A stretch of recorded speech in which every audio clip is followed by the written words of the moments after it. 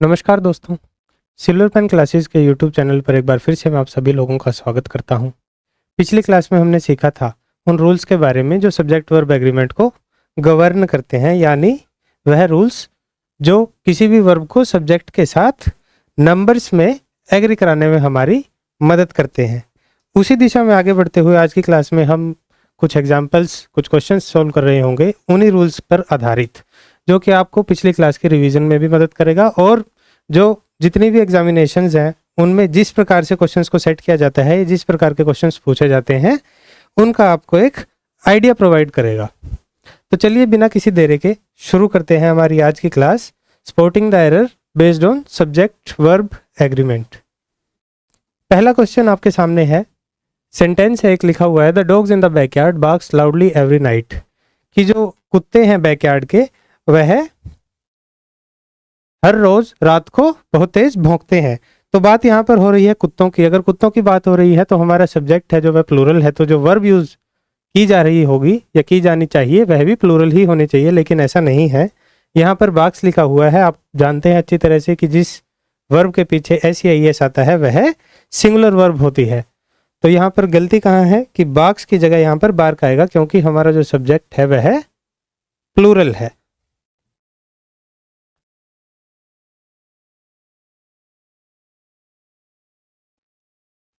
The dogs in the backyard bark loudly every night. अगले sentence पर चलते हैं, ईदर द टीचर्स और the principal have made a mistake, कि या तो टीचर्स ने या फिर प्रिंसिपल ने गलती कर दी है। देखिए, आपको पिछली क्लास में मैंने रूल बताया था कि जब भी ईदर और के साथ हमें दो सब्जेक्ट्स जोड़ने पड़े, दो नाउन्स को जोड़ना पड़े, तो जो वर्ब है हमारी वह बाद वाले नाउन के साथ एग्री करनी चाहिए। और बाद वाला नाउन यहाँ पर क्या है? प्रिंसिपल। यानी जो प्रिंसिपल है इस सब्जेक्ट को ध्यान में रखते हुए हमारी वर्ब है जो वह एग्री करेगी। प्रिंसिपल है सिंगुलर, तो हैव है, यह गलत हो जाएगा क्योंकि हैव होती है प्लूरल वर्ब, इसकी जगह यहाँ पर आना चाहिए था हैज। अगर और रिफाइंड तरीके से हम इस सेंटेंस को लिखना चाहते हैं तो कंप्लीट रूल ये होता है कि जब भी दो नाउन्स है जो उनको ईदर और के साथ या फिर नीदर नोर के साथ जोड़ा जाता है, अगर उनमें से एक नाउन सिंगुलर हो और एक नाउन प्लूरल हो, तो जो प्लूरल नाउन है वह बाद में आता है और उसी के अकॉर्डिंग वर्ब को सेट किया जाता है। यानी होना क्या चाहिए था असल में है सेंटेंस, ईदर द प्रिंसिपल और the teachers have made a mistake. लेकिन आप अभी के लिए या फिर हमारे कम्पिटिटिव एग्जाम्स के लिए इतनी रिफाइनमेंट में ना जाते हुए यह याद रखिए कि जब ईदर और नीदर नोर के साथ दो नाउन्स को जोड़ा जाता है, दो सब्जेक्ट्स को जोड़ा जाता है, तो जो हमारी वर्ब होगी वह हमेशा ही बाद वाले सब्जेक्ट, बाद वाले नाउन या प्रोनाउन के साथ एग्री करनी चाहिए। अगला सेंटेंस है, my friend along with her sisters are coming to the party, कि मेरा जो दोस्त है उसकी बहनों के साथ पार्टी में आ रहा है, ना कि आ रहे हैं। आपको मैंने बताया था पिछली क्लास में कि जो दो कोमा के बीच में जो भी हमारे इंफॉर्मेशन दी जा रही होगी वह एडिशनल होगी, वह एक्स्ट्रा इन्फॉर्मेशन होगी सेंटेंस में, वह हमारे सब्जेक्ट को डिफाइन नहीं करेगी कि सब्जेक्ट सिंगुलर या प्लूरल है। जो मेन सब्जेक्ट है वो उसके बारे में पहले ही जानकारी दी जा चुकी होगी, जैसा कि इस सेंटेंस में है माई फ्रेंड, मेरा दोस्त। मेरा दोस्त क्या है? सिंगुलर। तो जो वर्ब है हमारी इसी के अकॉर्डिंग सेट हमें करनी है सेंटेंस में। और कौन सी वर्ब है? वह आर है, जो हेल्पिंग वर्ब। यह यहाँ पर गलत यूज की गई है क्योंकि माई फ्रेंड है जो वह सिंगुलर है, तो आर की जगह भी सिंगुलर वर्ब ही आनी चाहिए। और सिंगुलर वर्ब क्या होती है? Is. My friend along with her sisters is coming to the party.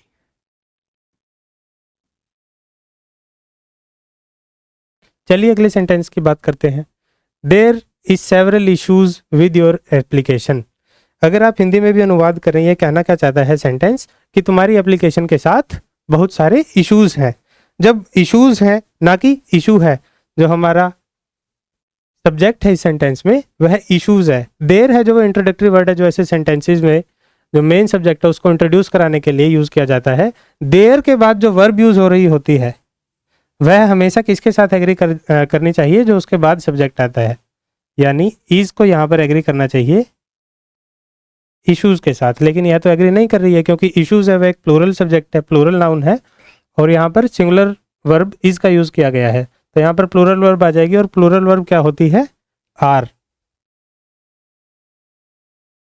अगर ये सेंटेंस ऐसा होता कि देयर इज ही हमें सही रखना होता और यहाँ पर करेक्शन कर रही होती, तो हम जो हमारा सब्जेक्ट है उसको हम सिंगुलर बना सकते थे। कैसे? There is an issue with your application, ना कि several issues with your application, तो भी ये सेंटेंस सही हो जाता। अगले सेंटेंस की बात करते हैं। Mathematics are my favourite subject. ये जो मैं गणित है मेरा फेवरेट सब्जेक्ट है, फेवरेट विषय है। तो गणित है जो वह एक सिंगुलर सब्जेक्ट है, सिंगुलर हमारा है जो नाउन है, तो इसके लिए जो वर्ब यूज की जानी चाहिए सेंटेंस में वह भी सिंगुलर ही होनी चाहिए, लेकिन सेंटेंस में ऐसा नहीं है। यहाँ पर आर लिखा हुआ है जबकि आना चाहिए यहाँ पे इज। मैंने आपको बताया था कि ऐसे कई नाउन्स हैं जैसे names of subjects, names of diseases etcetera, news और मीजल्स, रिकेट्स एट्सेट्रा, जो लगते तो ऐसे हैं, एस में खत्म हो रहे हैं और प्लूरल हैं, लेकिन वाकई में वह सिंगुलर होते हैं। जैसे mathematics, physics, measles, rickets, mumps etcetera etcetera. तो यहाँ पर आर है जो वह गलत है, क्योंकि मैथमेटिक्स होता है गणित, ना कि गणितें। चलिए नेक्स्ट स्लाइड पर चलते हैं। The committee has reached there decision, कि जो कमेटी है वह अपने निर्णय पर पहुंच गई है, ना कि पहुंच गई हैं। कमेटी है जो एक सिंगल बॉडी होती है, कलेक्टिव नाउन होती है पर्सन्स की, उसको कमेटी बोला जाते हैं। तो उसने निर्णय लिया है, तो उसके लिए जो प्रोनाउन यूज किए जाना चाहिए यहाँ पर वह भी, जो रिप्लेस करना चाहिए सिंगुलर सब्जेक्ट का जो प्रोनाउन होगा वह भी सिंगुलर ही प्रोनाउन होगा। तो यहाँ पर वर्ब तो एकदम सही यूज की गई है। द कमेटी हैज, यहाँ पर हैज है जो करेक्टली यूज है, क्योंकि कमेटी है सिंगुलर होता है। रीच्ड, देयर की जगह यहाँ पर आना चाहिए इट्स। की जो कमेटी है उस वह अपने निर्णय पर पहुंच चुकी है। देयर का मतलब हो जाता है प्लूरल। चलिए अगले सेंटेंस पे। Every student and teacher were present for the seminar, कि हर एक स्टूडेंट और टीचर सेमिनार में प्रेजेंट थे, प्रेजेंट था। तो यहाँ पर वर का यूज ना कर हमें यूज करना है वाज का।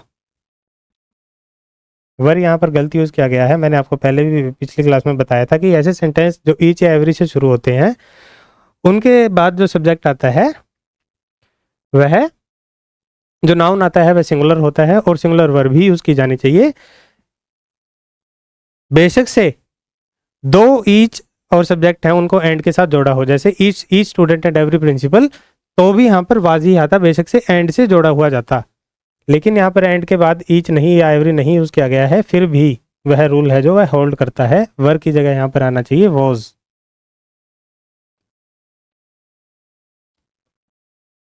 The news are spreading quickly, यह एक बार फिर से वही उसी प्रकार का सब्जेक्ट है, उसी प्रकार का नाउन है जो देखने में तो हमें लगता है कि प्लूरल है, लेकिन खबर होता है, खबरें नहीं होता है।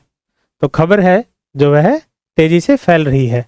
तो जब खबर फैल रही है, खबर सिंगुलर है, तो हमारी जो वर्ब है वह भी सिंगुलर ही होनी चाहिए। और सिंगुलर वर्ब कौन सी होती है आप सभी को अब तक पता लग गया होगा, is. A number of people is waiting outside. देखिए सेंटेंस का एक स्ट्रक्चर होता है, मैंने जब भी आपको बताया था कि ये नंबर ऑफ से शुरू हो रहा है सेंटेंस, उसके बाद जो हमारा नाउन या प्रोनाउन आएगा, नाउन आएगा जो वह हमेशा ही प्लूरल होता है। बिल्कुल सही यूज किया गया है। पीपल होता है जो पर्सन का प्लूरल होता है, नंबर ऑफ पीपल। लेकिन उसके बाद जो वर्ब आती है वह मैंने आपको बताया था कि प्लूरल वर्ब आनी चाहिए, सिंगुलर वर्ब नहीं आनी चाहिए। तो इज यहाँ पर गलत है, आर यहाँ पर वर्ब की करेक्ट यूसेज है।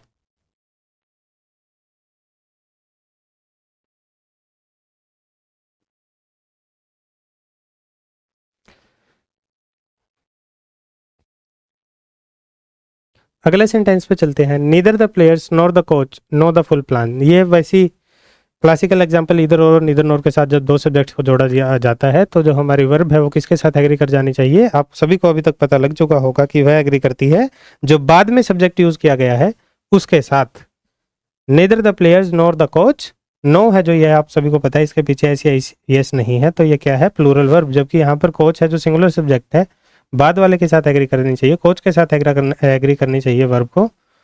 तो कोच सिंगुलर है तो वर्ब भी सिंगुलर ही होगी। और सिंगुलर वर्ब कौन सी होती है, जिसके पीछे एस या ई एस आता है।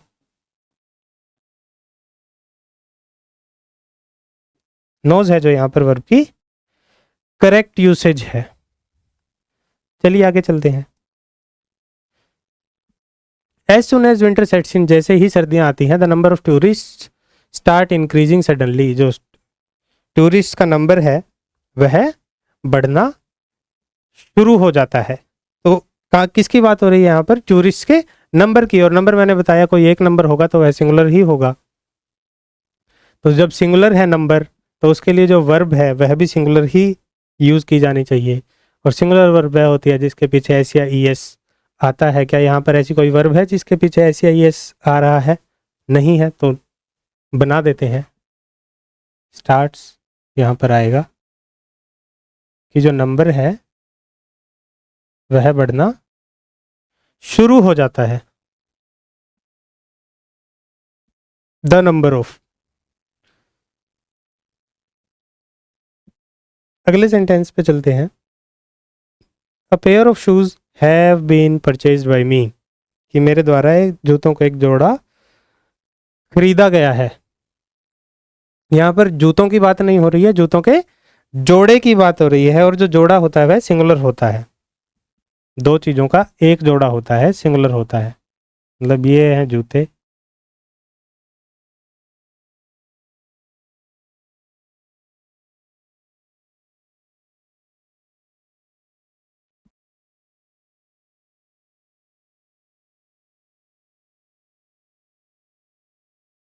मिक्की माउस वाले। तो यह जूतों का जोड़ा है। जूतों के जोड़े की ही यहाँ पर बात की जा रही है। और जोड़ा होता है एक होता है, वह सिंगुलर होता है। तो सिंगुलर है तो सिंगुलर वर्ब आनी चाहिए। वर्ब यहाँ पर आपको पता है कि कौन सी है? हैव वर्ब है जो गलती यूज की गई है, इसकी जगह आना चाहिए हैज। अगले सेंटेंस पे चलते हैं। ईदर विजय और Vimal are going to be selected for the match. अब आप समझ ही चुके हैं, बार बार यह क्वेश्चन आता है पेपर में। ईदर विजय, इनमें से किसी एक की ही बात हो रहेगी, या तो विजय की या विमल की। जब इनमें से किसी एक की एक समय पर बात हो रही होगी, यह सेंटेंस एक के बारे में सच हो रहा होगा, तो सिंगुलर सब्जेक्ट है। और सिंगुलर सब्जेक्ट के साथ सिंगुलर वर्ब आनी चाहिए। यही सब्जेक्ट वर्ब एग्रीमेंट के रूल्स कहते हैं। तो आर है जो यहाँ पर गलत यूज किया गया है, आर की जगह आना चाहिए is. Gulliver's travels are an interesting novel, कि गुलिवर ट्रेवल जो नॉवल है वह एक इंटरेस्टिंग नॉवल है। यहाँ पर बेशक से आपको लगे कि एस है, प्लूरल है, लेकिन यह प्लूरल नहीं है। प्रॉपर नाउन है, ये प्रॉपर नाउन है जो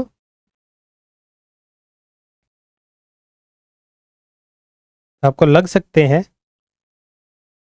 कि वह प्लूरल है, लेकिन वह प्लूरल नहीं होते हैं। वह एक इकाई होते हैं, सिंगल यूनिट होते हैं। और सिंगल यूनिट अगर हैं तो फिर उनके लिए जो वर्ब यूज की जानी चाहिए वह कौन सी होनी चाहिए? Singular verb.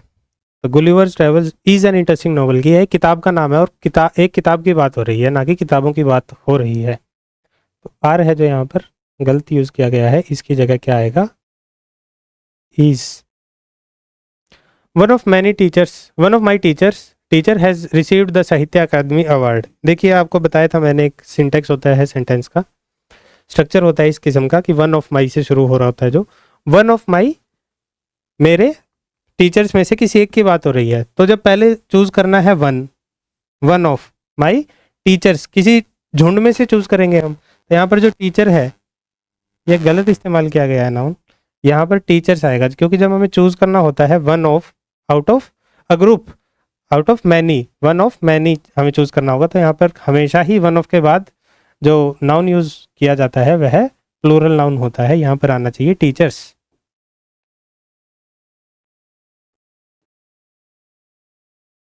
और जब एक टीचर की बात हो रही है उसके लिए जो वर्ब है वह यूज की गई है यहाँ पर सिंगुलर। बिल्कुल करेक्ट यूसेज है इस वर्ब का।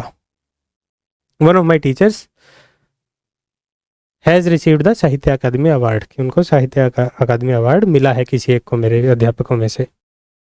चलिए आगे चलते हैं। The constitution of India guarantee each citizen equal rights and privileges, की जो भारत का संविधान है वह हर एक सिटीजन को इक्वल राइट और प्रिविलेजेस की गारंटी देता है। तो बात किसकी हो रही है यहाँ पर? भारत के संविधान की बात हो रही है, भारत के संविधानों की बात नहीं हो रही है कि वह गारंटी करता है। भारत का संविधान गारंटी करता है, गारंटी करने की क्रिया उसके द्वारा की जा रही है। वर्ब है जो गारंटी है, तो गारंटी है जो कॉन्स्टिट्यूशन संविधान के अकॉर्डिंग होनी चाहिए। संविधान सिंगुलर है तो जो गारंटी है वह भी सिंगुलर ही होना चाहिए। और सिंगुलर कौन सा होता है? जिसके पीछे एस या ई एस लगता है, यह आप सभी जान चुके हैं।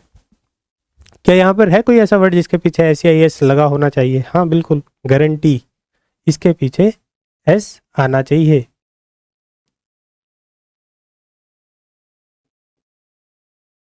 करेक्ट यूसेज है।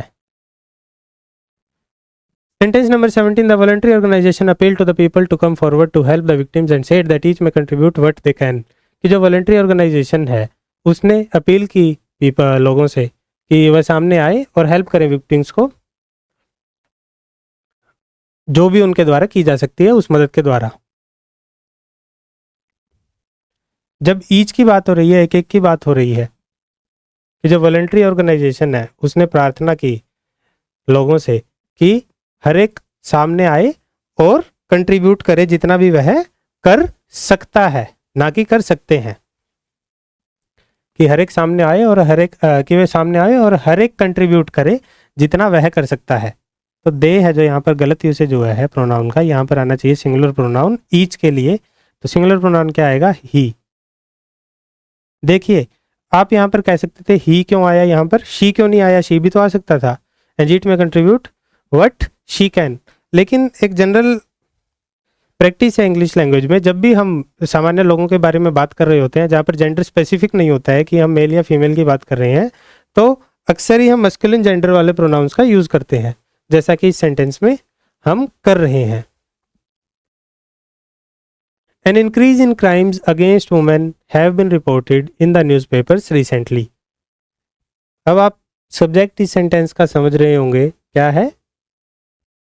इंक्रीज, जिसके बारे में बात की गई है कि जो क्राइम्स है उनका इंक्रीज, उसके बारे में बात की गई है, वह रिपोर्ट किया गया है न्यूज़पेपर्स में रिसेंटली।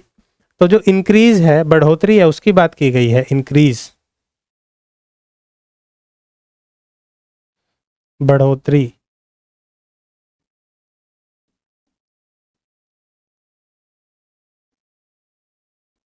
बढ़ोतरी की बात यहाँ पर की गई है, सिंगुलर है इंक्रीज, तो जो हमारा वर्ब है वह भी सिंगुलर ही होना चाहिए। और सिंगुलर वर्ब यहाँ पर कहाँ यूज किया जाना चाहिए? हैव की जगह आना चाहिए हैज। आप सभी लोगों को यह है मालूम पड़ गया होगा अब तक।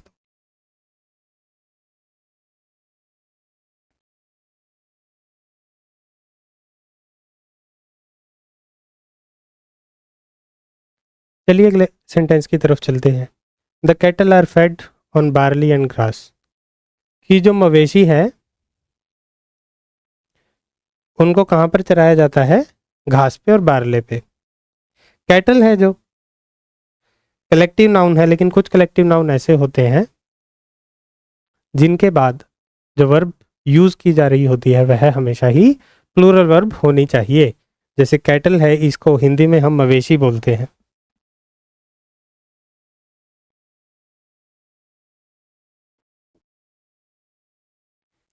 गाय, भैंस, ऊंट, बकरी, भेड़ इत्यादि, इनको कैटल बोलते हैं, इनके ग्रुप को। Are fed on barley and grass. तो ऐसे कलेक्टिव नाउन होते हैं जिनके पीछे हमेशा ही प्लूरल वर्ब आती है। जो आर है, ये वर्ब है, प्लूरल है, इसका यहाँ पर करेक्ट यूसेज किया गया है। और कैसा, मैंने आपको बताया भी था पिछली क्लास में, एक और ऐसा कलेक्टिव नाउन है पुलिस।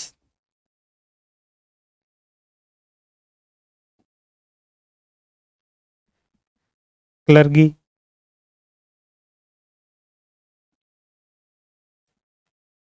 जेंट्री। मैं चाहूँगा कि आप क्लर्गी और जेंट्री वर्ड्स हैं जो इनके मीनिंग को ढूंढें इंटरनेट पर और कमेंट बॉक्स में लिखें। चलिए आगे चलते हैं। River Damodar in West Bengal carry the effluents from the Durgapur industrial complex 4 miles. कि जो दामोदर रिवर है वेस्ट बंगाल की, वह एफ्लुएंट्स यानी वेस्ट प्रोडक्ट्स होते हैं जो दुर्गापुर इंडस्ट्रियल एरिया से निकलते हैं, उनको मीलों लेकर चली जाती है। तो बात किसकी हो रही है यहाँ पर? किसके बारे में जानकारी दी गई है? रिवर दामोदर के बारे में। नदी है जो जिसका नाम दामोदर है, उसके बारे में यहाँ पर जानकारी या फिर उसके बारे में बात की जा रही है। तो नदी है जो सिंगुलर है, तो जो इसके लिए वर्ब यूज की जानी चाहिए कि क्या काम किया है इसने, कैरी करने का काम किया है, तो वह भी सिंगुलर ही होनी चाहिए। और यहाँ पर वर्ब वह सिंगुलर नहीं है, कैरी प्लूरल वर्ब है, तो कैरी गलत है, कैरीज है जो सिंगुलर वर्ब करेक्ट यूसेज इस सेंटेंस में है। Many a man have died of cancer. देखिए, ये शायद मैं आपको पिछली क्लास में पढ़ाना भूल गया था। एक रूल है कि मैनी अ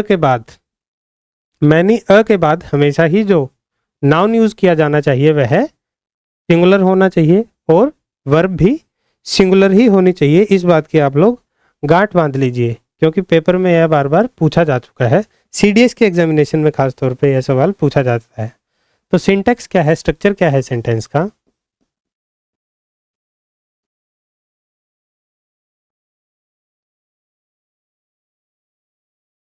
मैनी अ, उसके बाद आएगा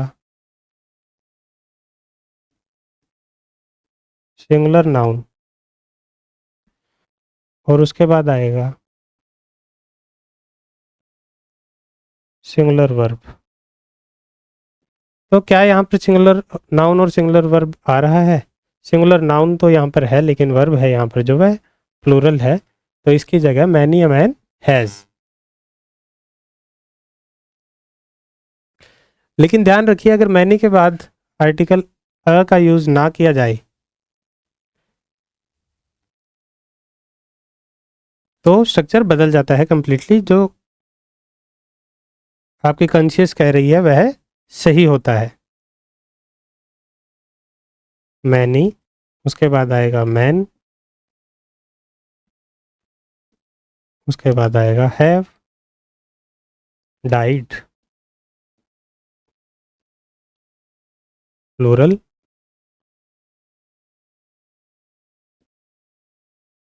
अगर अ आर्टिकल का यूज मैनी के बाद ना करें तो how many country are there in Europe. देखिए, आप अगर हिंदी अनुवाद भी करें इस सेंटेंस का रूल को छोड़ के, तो यह क्या सवाल है, क्या पूछना चाहता है ये वाक्य कि यूरोप में कितने देश हैं? कोई एक देश तो होगा नहीं।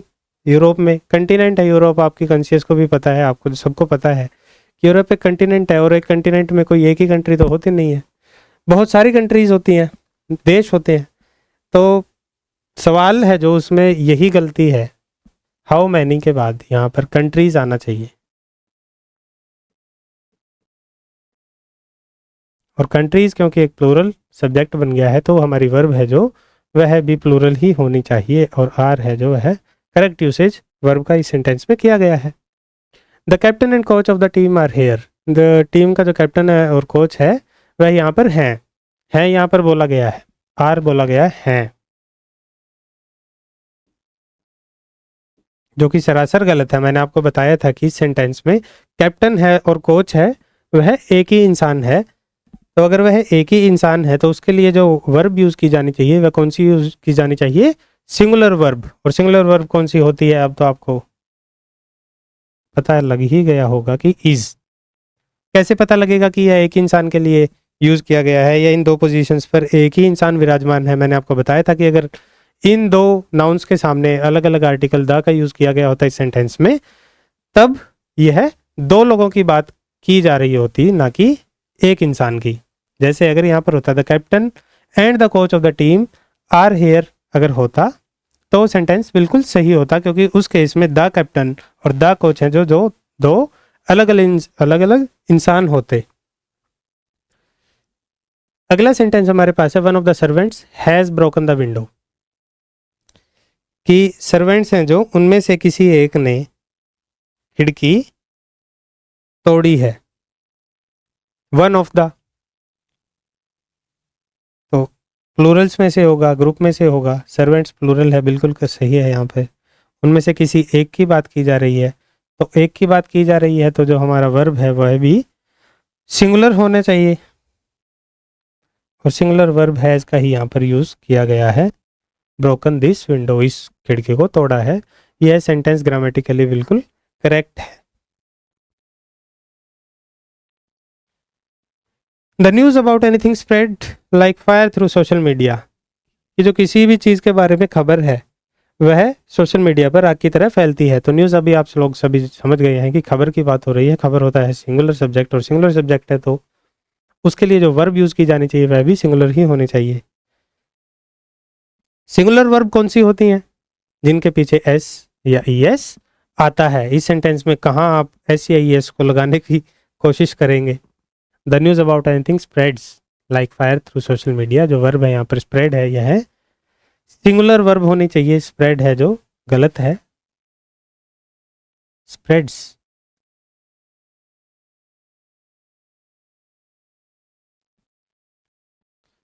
Jeans are worn by every man.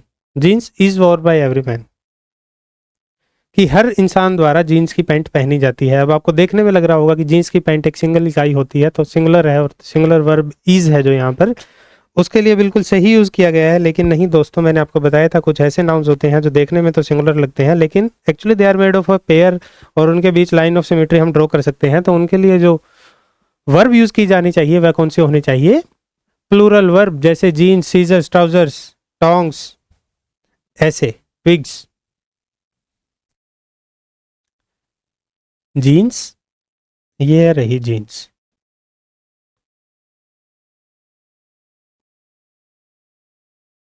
क्या इसके बीच लाइन ऑफ सिमेट्री ड्रॉ की जा सकती है?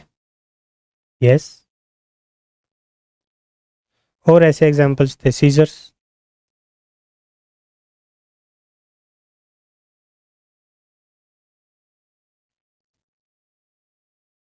इसके बीच में भी हम लाइन ऑफ सिमेट्री ड्रॉ कर सकते हैं। तो दो पेयर से मिलके कुछ नाउन्स बने हुए होते हैं, उनके लिए जो वर्ब यूज़ की जा रही होती है सेंटेंस में वह कौन सी होनी चाहिए? वह एक प्लूरल वर्ब होनी चाहिए। तो इज का यहाँ पर गलत इस्तेमाल किया गया है, यहाँ पर आर का इस्तेमाल हमें करना था, जो कि अक्सर बच्चे नहीं करते हैं।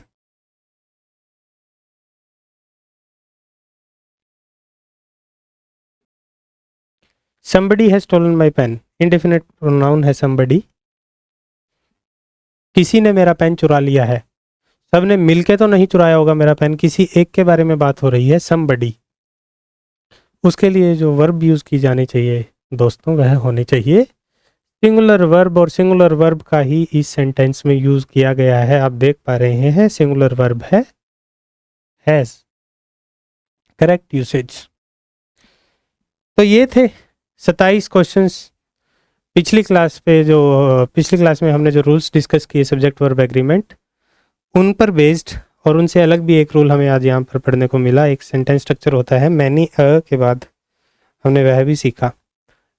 इस क्लास को, इन दो क्लासेस को पूरा देखने के बाद आपके मन में कोई भी सब्जेक्ट वर्ब एग्रीमेंट के रिगार्डिंग डाउट नहीं रहना चाहिए, ऐसा मैं मानकर चलता हूं दोस्तों, क्योंकि हमने सारे ही रूल्स लगभग यहाँ पर कवर किए हैं। फिर भी अगर कोई भी रूल मेरे सामने किसी भी वक्त आता है तो आपको वह अलग से पढ़ा दिया जाएगा, या फिर नेक्स्ट क्लास में हम कवर कर लेंगे।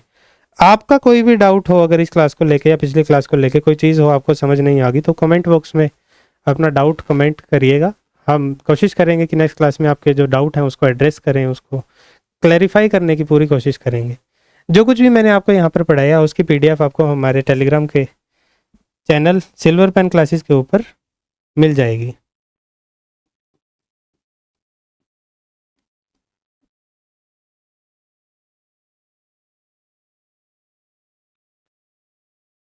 मिलते हैं